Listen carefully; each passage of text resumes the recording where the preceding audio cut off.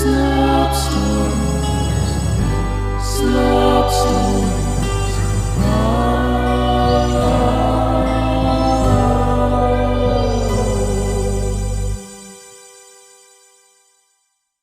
Slop Stories presents Lecherium Oculitis by Kenzie Campbell. A lone dairy cow moaned as it bent down to pick at a weed jutting from a crack in the sidewalk. James Sourstack frowned at the beast from inside his hardware store, wondering the same thing everyone else was. Where had it come from? "Third in 2 days. That's what, 17 in total, across the entire town," one of James's regulars commented. "Huh," James grunted in affirmation, both annoyed and bewildered. The men sat in the store gazing out at the cow in the sun's golden rays. After a long while had passed and the animal hadn't moved, James said, "Heard a few other towns are having the same problem. Word is Brockton's sidings are in the 80s. He paused, then, "You reckon these cows got anything to do with the dairy shortage going on?" I reckon," the regular replied. More silence as the men sipped at their coffee. Then the cow broke it with another moan. "Well, guess it's time to have Big Bessie relocated," James shrugged. "Guess so," said the regular. James struggled to dial for the station, still finding it a challenge to use a phone without raised buttons. Finally, "Hey there, Sheriff. Yep, afraid so. Popped up just outside the shop. Think your boys can take her off my hands so I can get some customers in here? Sure appreciate it. I'll see you soon."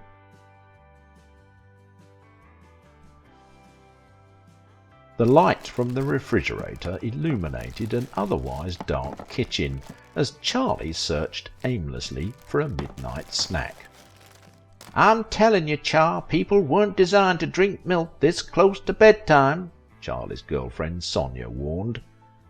"All these unexplained cows showing up across the region, there's so much more to the story."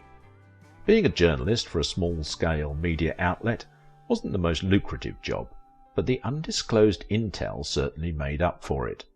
She continued, "What the news isn't telling you is that for every cow they find in town, there's a body, a human body, found shortly after, near one of the local dairy farms. Every time, though most are unrecognizably decomposed when they're discovered." Charlie flicked a look at Sonia and she shot one right back at him. "Don't look at me like that. This is serious. These corpses they're finding, want to know what their common thread is? They're all found with bedtime milk in their guts." On the verge of laughter, Charlie stared at Sonia dismissively. "You done?" "Why do I even bother?" Sonia muttered to herself. Then louder, "You want to die? Be my guest." In a joking effort to antagonize Sonia even further, Charlie unknowingly made the biggest mistake of his life by taking 2 big swigs from the milk in the fridge. It was a rough night on the couch that Sonia made Charlie sleep on, but his life shattered when he realized that Sonia had packed her things and left while he slept. "I'm done, don't call," was the only thing written on the note she'd left on the coffee table. Charlie sat near lifeless and tears flowed until his eyes were swollen. When he finally managed to make it to the restroom, he staggered back against the wall when he saw himself in the mirror. Sure, the swell in his face was a shock, but something truly frightening froze his blood. Charlie stepped closer and pulled his bottom eyelids down. His pupils and irises had disappeared, and his eyes had turned solid white. Lecherium Oculitis had found him. His sight was clouded, but Charlie wondered how he was able to see anything at all. The curiosity, however, was quickly drowned out as a sinister power took over. The first to go was his fear and sadness, followed by all memories of Sonia, until Charlie no longer knew that she existed. He let out a deep huff and became aware of an intensifying craving within him. He ran to the refrigerator and ripped the cap from the milk jug. Skin steamed and hissed as he soaked himself in milk, giving the sensation of an ice cube placed on a bad sunburn. As he sizzled, Charlie's sight returned to normal and his eyes regained their colour, but only for the day. When the night approached, the craving returned with more intensity. His eyes turned again, and he had to ransack the grocer's milk aisle, much to the horror of the public, to feed the evil inside him. This is what Charlie's life had become, day in and day out. Nothing else mattered. It was only milk. But even this new way of life slowly became insufficient. On one particularly ravenous day, Charlie scowled at the boring side of an empty milk carton, perusing the ingredients and the nutritional facts. It was then that he realized why he was growing increasingly unfulfilled. This milk is processed. Diluted, he retched.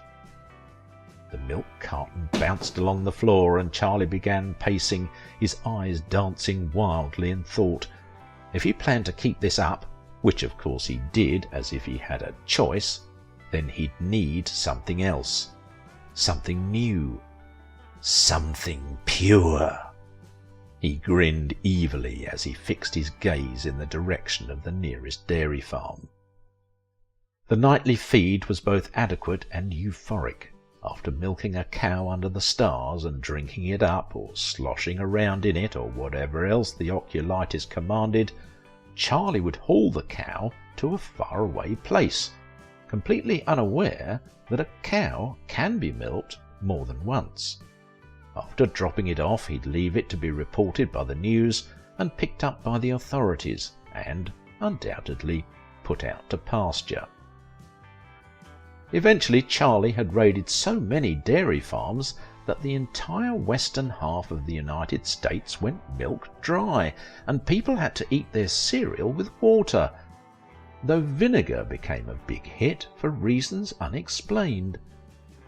The shortage also created a hitch in Charlie's routine, as he found himself driving such great distances to undisturbed dairy farms that the time between feedings became too great, and he had to enlist his father to keep his milk saturation at an acceptable level.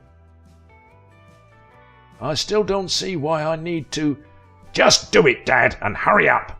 Charlie screamed at his 90-year-old father, who was sitting in the back seat.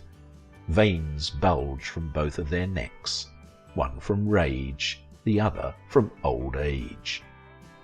Dad opened the ice chest beside him and trembled as he peeled back the opening to a cafeteria-sized milk carton, then splashed the milk onto his son in the front seat. Charlie shrieked with pleasure. More, faster! Can't you go any faster?" Truth was, Dad couldn't go any faster. His arms were weak, his skin was paper-thin, and it took everything in him to open each carton. It wasn't long before his body began failing entirely, and he slumped over the ice chest, unconscious. In a mindless fury, Charlie pulled over and heaved the ice chest onto the desert ground, but quickly realized that the milk in the chest was his only source of sustenance until he reached his dairy farm destination. He tipped the chest on end and began stomping the milk cartons until the area was a mess of milky mud. Brain-mushed, he fell to his knees and began covering his body in the mess, lapping up any puddles of white that he saw. But it was still only processed milk, 2%, and contaminated by dirt. He knew his situation was not looking good for him. After a while of soaking up the last of the mud milk, the sun began its bake, and Charlie began to curdle. He lay sprawled out on the ground as his skin split and his organs began slipping out of his body. The oculitis that had infected his eyes had also turned his insides completely white, and it was only a matter of minutes before the feral monster Charlie had become was reduced to nothing more than a large clump of cottage cheese, alone and unwitnessed except by his father, who had regained consciousness in time to weep as he watched it all unfold.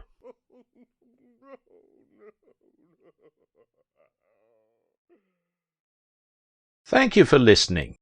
I've been your bloated narrator, Simon Hensby. And now for today's Memoir of Misery. No. After his morning run, Eddie drank fervently from the drinking fountain. But what was once clean drinking water turned brown-green instantaneously as the city sanitation crew rerouted the sewer line. Eddie spat and screamed and looked around only to find that he'd overlooked the old caution and biohazard tape dangling from the drinking fountain. Wiping his face with his shirt, he looked right, then left, and with nobody watching, he kept drinking.